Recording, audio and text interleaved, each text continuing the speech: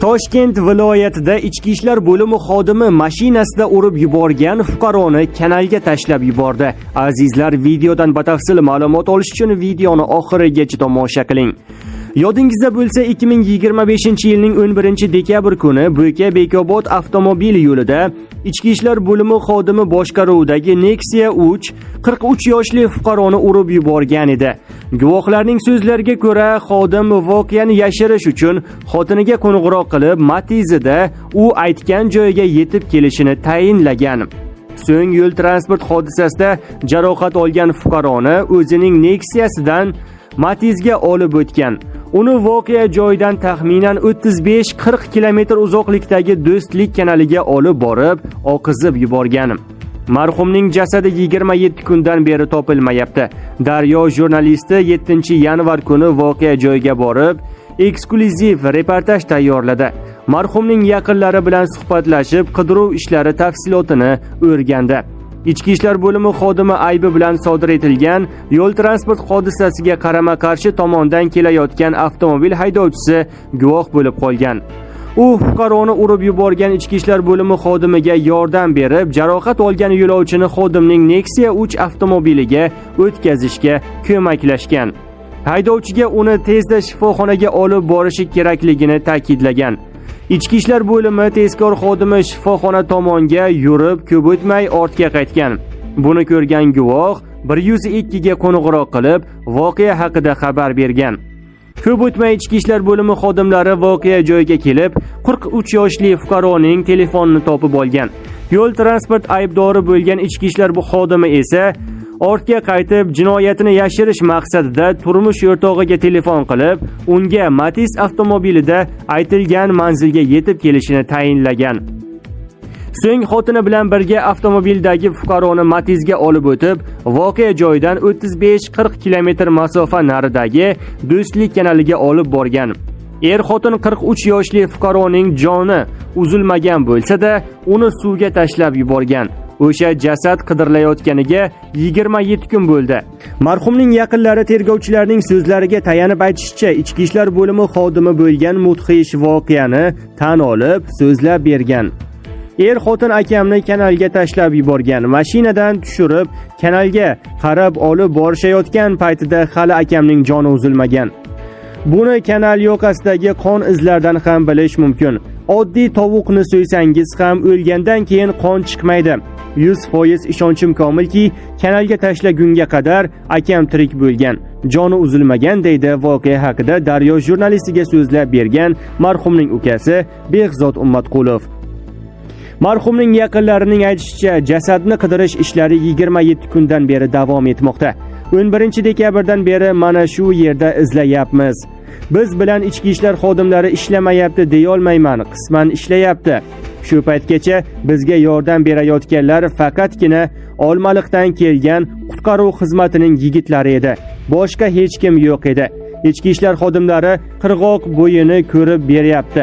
Daryoning o'rtasini ko'ra olmayapmiz deydi marhumning qarindoshi Shahzod Ummatqulov.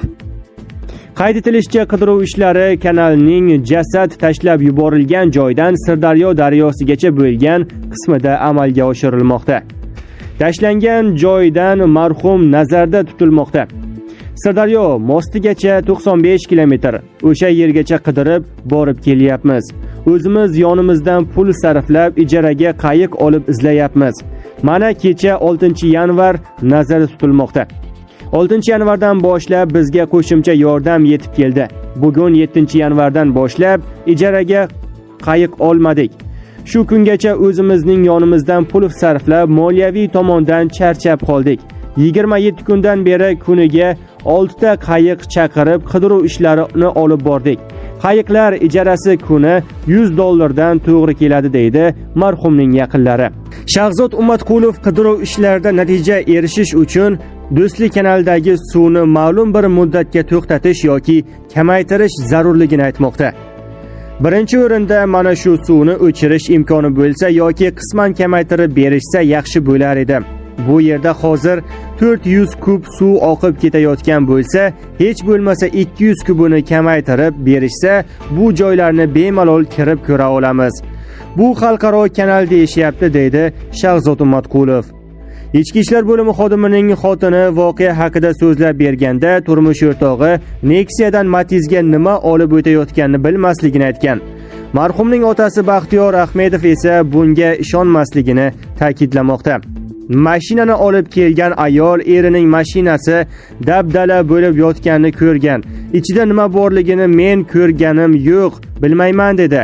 Sen mashinani olib kelib, mashinaning yoniga qo'yding-ku.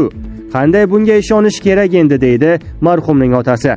Qo'shimcha qilinishicha, ichki ishlar bo'limi xodimiga yordam berib, o'g'lini suvga tashlab yuborgan ayol farzandlarini olib, ayni kunda Bekobod tumanidan Oqqo'rg'on tumaniga ketgan. Shunchalik ham vahshiylik bo'ladimi? Urib o'ldiribsan, joyiga tashlab ket, yo'lga. Men jasadni yo'ldan olib ketar edim-ku. Hozir ichki ishlar bo'limi xodimining uyiga, o'sha qishlog'iga borib keldim. Ayoli qochib ketibdi. Bola chaqasini olib Oqqo'rg'onga ketgan emish. Hozir uyda yo'q ekan. Ayoli jinoyatga to'liq qo'shilgan-ku. Nega u bunda yuribdi, deydi marhumning otasi. Favqulodda vaziyatlar vazirligi axborot xizmati Daryoning voqea yuzasidan so'roviga javob berar ekan, fuqaro jasadini qidirib topish bo'yicha Toshkent viloyati favqulodda vaziyatlar bosh boshqarmasiga Bekobod shahar ichki ishlar boshqarmasi tomonidan murojaat kelib tushganini bildirdi. Shu zahoti favqulodda vaziyatlar vazirligining g'avvos qutqaruvchilardan iborat bir nechta guruhi voqea joyiga jalb etilib, suvdan qidiruv ishlarini olib borishmoqda. Bu borada barcha zarur texnikalar jalb etilgan. Hozirda qidiruv ishlari davom etmoqda, deydi vazirlik axborot xizmati rahbari Murod Sodiqov. Suv xo'jaligi vazirligi axborot xizmati esa murojaatchilarning Do'stlik kanalidagi suv kamaytirish yoki uni ma'lum bir muddatga to'xtatib turish haqidagi talabini qondirish mumkinligini ma'lum qildi. Ular bizning 71 kodi bilan 202 47 00 raqamimizga qo'ng'iroq qilib, kanalning qaysi qismlarini yopish kerakligi haqida ariza qoldirishsa, bu talab ko'rib chiqilib, imkoni bo'lsa qanoatlantiriladi. Balki suvni bir kunga ham to'xtatsak bo'lar.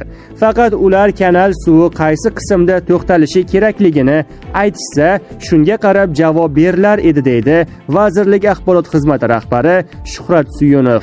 Daryo voqealar rivojini kuzatishda davom etadi. Ma'lumot o'rnida Ichki ishlar vaziri o'rinbosari Ramazon Ashropov 2025-yilda Ichki ishlar bo'limi xodimi tomonidan 87 ta jinoyat sodir etilgani, mazkur jinoyatlarning 75% vazirlik tashabbusi bilan aniqlangani va ularga chora ko'rish uchun prokuraturaga hujjat yuborilganini ma'lum qilgandi. Sizga yetkazmoqchi bo'lganlarimiz mana shulardan iborat edi. Bizni kuzatishda davom eting.